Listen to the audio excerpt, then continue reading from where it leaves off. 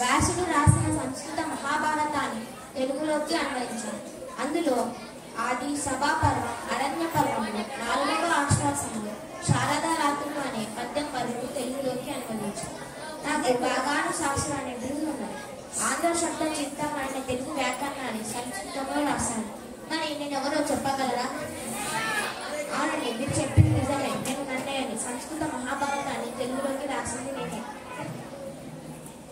అందరికీ నమస్కారం. నా పేరు తిక్కన్న.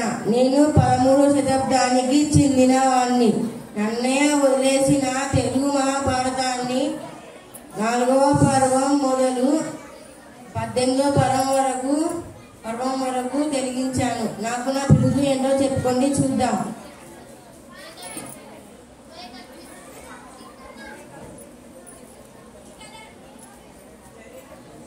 నాకు నా బిరుదు ఏమిటంటే కవి బ్రహ్మ ఉపయోగవి మిత్రుడు అనే నా బిరుదులు. నేనేనండి నా అసలు పేరు ఎర్రప్రగడ. నేను 15వ శతాబ్దానికి చెందినవాడిని. నేను నన్నయ్య కవి అసంపూర్తిగా వదిలిన అరణ్య పర్వాన్ని పూర్తి చేశాను.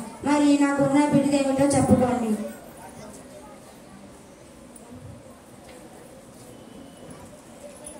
అవునండి, నాకున్న బిరుదు ఏమిటంటే ప్రబంధ పరమేశ్వరుడు.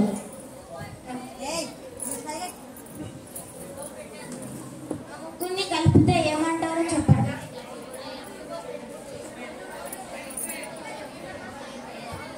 అవును, మా ముగ్గురిని కలిపితే కవిత్రయం అంటారు.